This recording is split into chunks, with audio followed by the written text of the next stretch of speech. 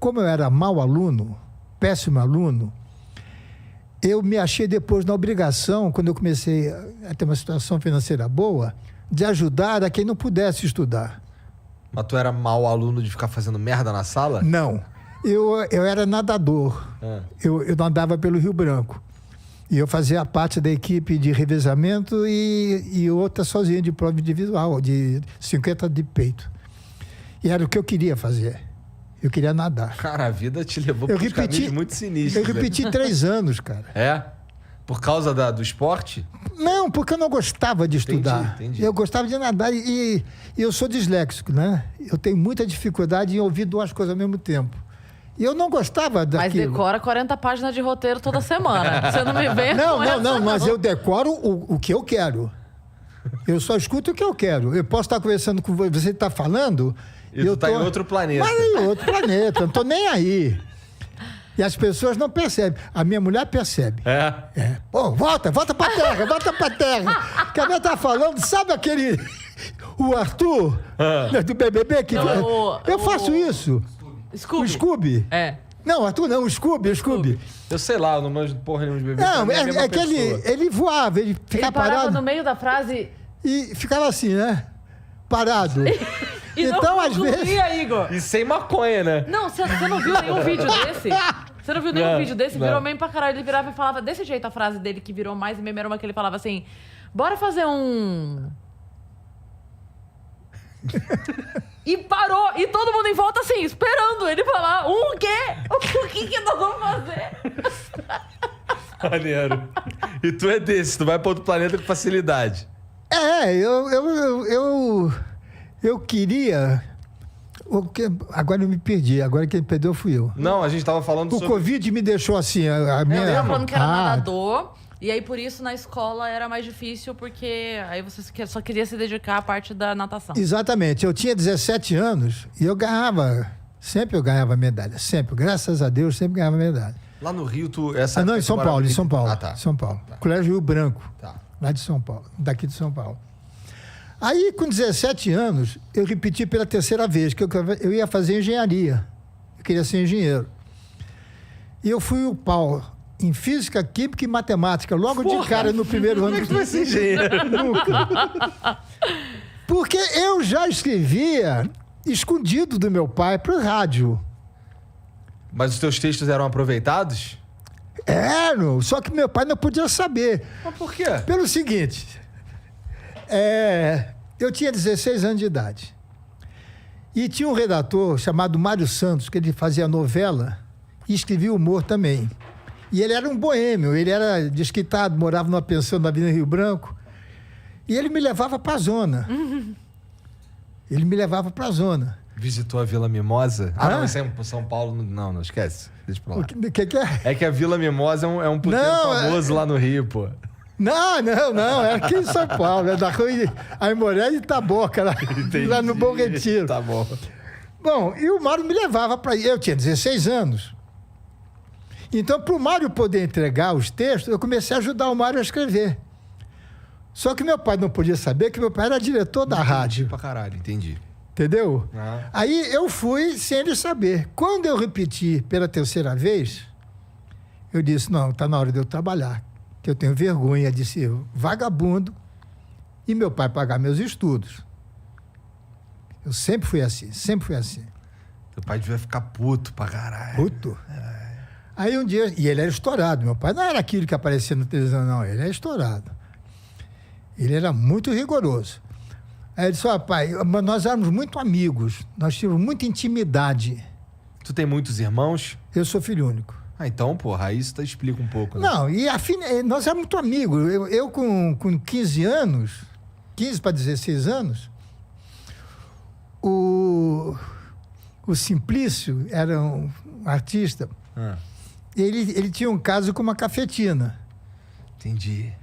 Então, Não sei se pode falar isso essa hora. Você pode falar o que você quiser. Se quiser. É. Não, eu tô rindo porque foi muito engraçada a reação dele. Entendi. Cara, pareceu criança E ouvindo. meu pai... Estamos na internet, aqui não tem hora. É isso E aí. meu pai um dia chegou... Olha a besteira. Eu tenho até vergonha de falar. Eu viro. Cara, Não, a Cris não. Paiva faz piada de dar o rabo, cara. Porra, acho que ela não... Não, meu Tá pai, olha, meu liberado. filho. É muito perigoso você se masturbar nessa idade, você pode pegar tuberculose. Caralho. Tinha aquelas coisas do passado. Você vai nesse endereço aqui, procurar a Carmen. A Carmen era O A caso dona do dele. a estabelecimento. dona do estabelecimento. E você vai lá e eu pago no fim do mês. Então, Ele abriu uma caderneta na zona. Isso pra mim. não era zona, não. Não era. Zona era uma coisa, era rua, era um rendezvous. O que é rendezvous? Era um apartamento, um puteiro. É um apartamento de 5 quartos que você entrava, tinha as mulheres lá. E era lá que eu ia. Aí é toda hora, pô, imagina. Nossa, eu me Eu achava tinha- muito indo na padaria pegar pão pra pagar no fim do mês, Igor.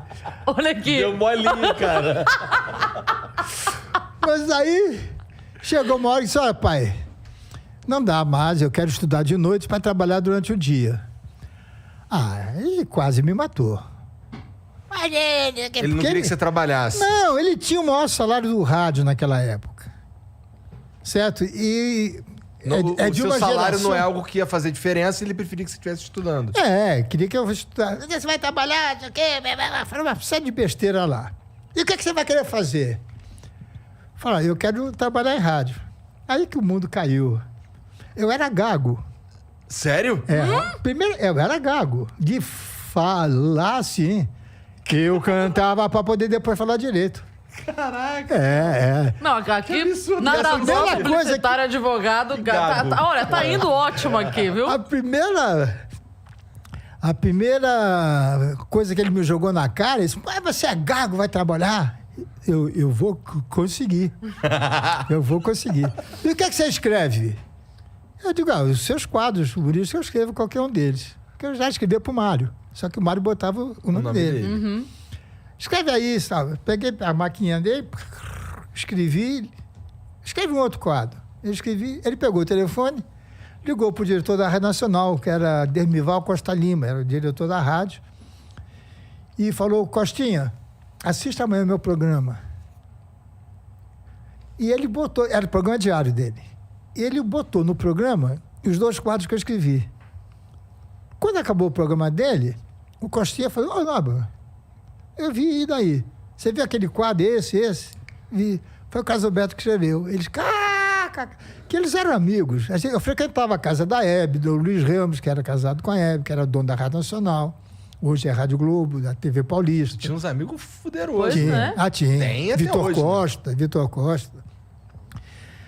Aí, ele disse: olha, vamos fazer uma experiência. Isso tu novão. 17 anos.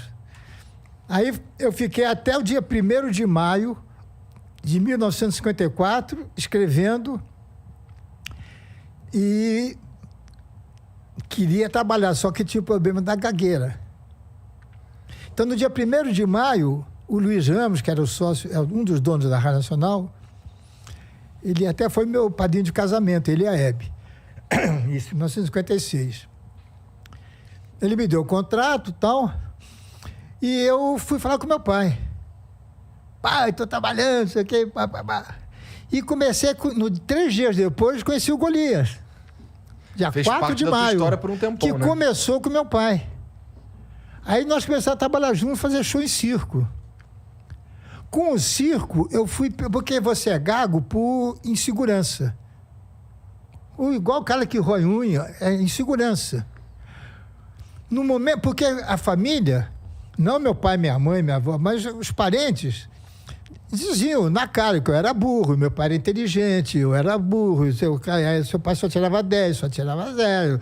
Seu pai era homem forte, você é magrinho. Pô, aquilo me detonava. E ser filho de um cara importante.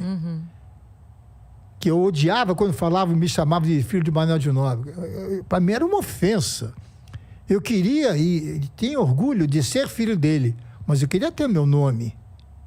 Eu fui muito chato com essas coisas, eu sempre quis as coisas que eu tenho direito.